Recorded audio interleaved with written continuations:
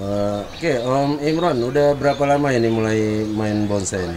Dari tahun 2005. 2005. Oke, ini saya lihat mayoritas kebanyakan bonsainya Santigi. Santigi. Ada alasan khusus Om milih Santigi? Enggak juga, karena memang di Bima ini kan gimana ya? Di Bima itu ya dulunya kan identik yang dengan Santigi begitu.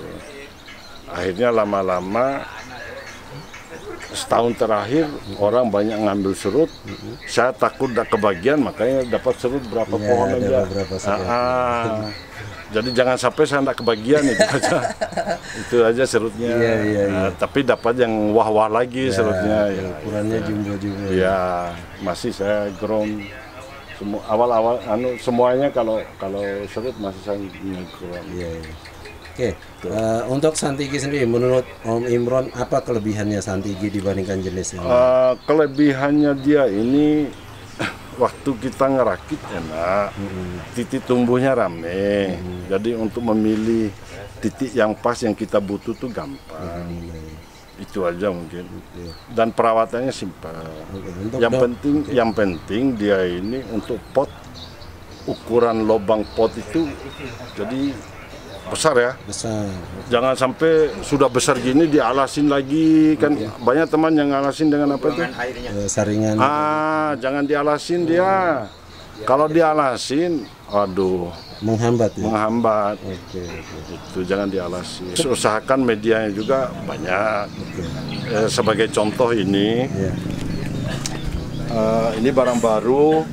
Saya nanam ini tanggal 26 bulan April. April. Ya, jadi ini ukuran 20 ya.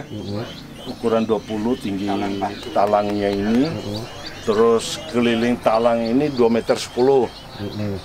Ya, mohon maaf saya sampai hafal ya. 2,10 meter. Terus medianya ini diratain dulu. Jangan dulu masukkan pohonnya. Rata dengan bibir pot. Bibir pot. Ya, Oke. rata dengan bibir pot, pasang talang. Talang yang 20 ini nanti estimasi sekitar tambah 10 cm. Media lagi baru pohonnya masuk. Oh, begitu. Ya, makanya talang. Jadi dia full media. Kemudian bawah saya itu tidak punya saringan, dan usahakan lubang pot itu jadi kalau kemiri dengan kulitnya itu lolos. Nah, itu loh. Dan agak banyak. Lubangnya lebih Iya, banyak. jadi biarkan sirkulasinya tuh enak. Sirkulasi air dan sirkulasi udara. Oke. Nah, ini kebanyakan memang dongkelan ya Om Santigi? Dongkelan rata-rata. Jarang beli saya. Oke. Ikut dongkel juga? Ikut Ikut berangkat ke lokasi. Oke. Dongkelan ini dongkelan tanggal 23 April. Ini dongkelan 23 April dapat 8 pot. Dongkelan tanggal 11 apa kemarin ini? Juni ya. Juni. 11 Juni dapat 20 pot. Tapi saya bawa anak buah. Nah, untuk dongkelan baru untuk Santigi Om, penanganan awalnya seperti apa untuk medianya? Medianya itu saya, karena dia alamnya di sana kan pasir laut ya, hawa laut. Jadi pasir laut yang agak kasaran, jangan yang halus, yang agak kasaran. Lubang pot yang itu kemudian perlakukan kayak gini. Jadi potnya itu ditutup dulu semua dengan media, baru tambah dengan ini, tambah dengan talang, baru masukkan lagi media, baru pohonnya. Nanti kalau pohonnya masih tinggi, tambah lagi talangnya di atas. Penempatannya gimana Om? Di tempat teduh dulu? Iya dong. Sampai kayak berapa itu. lama? Sampai sekitar 35 hari. 1 bulanan lebih. Ya, 35 hari sudah diangkat keluar. Bisa full matahari? Full matahari. Oke. Ya, kayak ini kan full matahari, cuman ini kita kan takutnya karena baru keluar, ya kita langsung ngelos. Iya. Jadi ya saya ikutkan dulu dengan kain sebentar lah. Iya. Tapi Nah, untuk ganti media lagi jarang saya ganti media. gitu. Itu dari awal seterusnya medianya sama. Kecuali gini, unsur apa yang sudah berkurang di dalam media itu? Media ini baru saya tinggal nambah. Oke, nah itu ada bungkusan hitam-hitam di atas pot itu apa itu? Ini pupuk kandang ini. Pupuk kandang. Kenapa dibuat begini pupuk kandangnya? Kalau kita nyampur langsung dengan media, lama-lama pupuk kandang ini kan akan jadi lempung. Nah, kalau sudah jadi lempung atau lumpur, jadi medianya akan jelek kan. Jadinya banyak penyakit gitu. Iya, tapi kalau kita bungkusnya kayak ini, jadi air intinya doang yang turun. Nah, terus pasirnya ini media yang lain tetap steril. Itu fungsi yang pertama. Fungsi yang kedua, dia ini untuk stabilisasi ketika panas itu betul-betul menyengat. Jadi dia fungsinya untuk meneduhkan ini juga, mendinginkan. Jadi banyak fungsi dia ini ketika disimpan seperti ini. Oke, berarti ini dibungkus pakai paranet itu ya? Saya pakai paranet sisa, sisa yang misalnya dari bahan bakalan serut, bakalan apa. Terus nanti tinggal saya jepret pakai staples. Ya kayak orang pepes ikan. Oke. Nah, tergantung kebutuhan pohon. Kalau pohon itu areanya luas seperti ini ya kasih besar dan panjang. Kalau areanya kecil ya kasih kecil. Kasih beberapa juga ya. Iya. Tambahan lain misalnya kan beberapa yang punya Santigi saya di Jawa misalnya saya pernah tanya untuk perlakuan dengan semprot air laut atau tambah garam. Air laut boleh, cuman jangan terlalu sering. Oh begitu. Kalau terlalu sering dia itu akan tebal ya daunnya. Tebal. Tebal malah dia akan jelek jadinya. Oh malah. Malah jelek. Ya paling tidak mungkin di 3 bulan lah sekali, cuman porsi campuran juga harus tahu.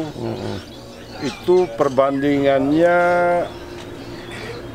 gimana ya, ada semprotan yang 8 liter, dia itu hanya 2,5 gayung untuk air laut, sisanya air tawar. Oh, dicampur air tawar. Iya, kalau kita langsung semua air laut nanti daunnya akan bulat loh. Oh begitu. Makanya air laut itu kan sekedar hawa, dia ini kan enggak juga hidup dalam air laut di habitatnya. Kan dia hanya butuh hawa. Jadi hawanya itu kita akalin.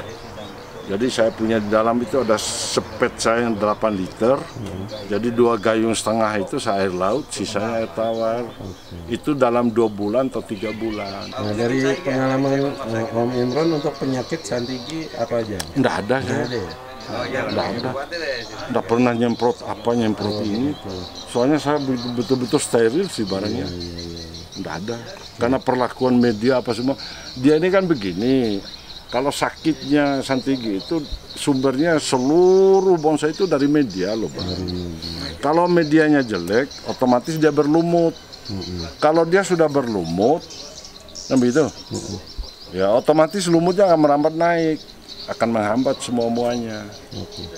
Jadi saya itu, jadi begitu kalau saya ngerening ya, di kota kawat saya itu saya sudah siapkan sikat. Jadi sambil ngerening, saya tuh sambil sikat. Ya, asal waktu kita ngerening ya sikat-sikat. Kalau nggak bisa ngerening, sekedar keliling-keliling aja, bawa aja sikat. Oke, Om Imron, terima kasih banyak. Ini udah boleh lihat-lihat galerinya, lihat koleksinya. Nah, misalnya ada teman-teman nanti di seluruh Indonesia misalnya berminat dengan bonsainya, ada nomor WA yang bisa dihubungi? Boleh, cuman saya untuk sementara tidak berencana untuk memindah tangankan koleksi saya ya. Tapi kalau sekedar untuk sharing, berbagi ilmu, WA saya itu di 081 339 63 8-nya 4 kali. Terus tapi itu jarang saya buka, kecuali pas saya mau tidur. Cuman saya pakai telepon biasa yang 24 jam ya. 082 342 012 690. Nah, misalnya ada teman-teman yang kebetulan lagi ada di Bima misalnya. Rumah saya 24 jam terbuka. Oke, alamatnya bisa disebut Om? Saya ada di Jalan Gelati di BTN Rontu. Nah, pokoknya masuk Bima, tanya aja, mau tanya siapa, mau tanya buruh ke, mau tanya siapa, bilang aja rumahnya Pak Imron, tahu sudah. Oke. Nah, kalau ndak Pak Imron, bilang aja bos ME gitu aja, tahu sudah, bos hitam gitu. Oke, terima kasih banyak Pak Imron sudah sharing-sharing. Ya.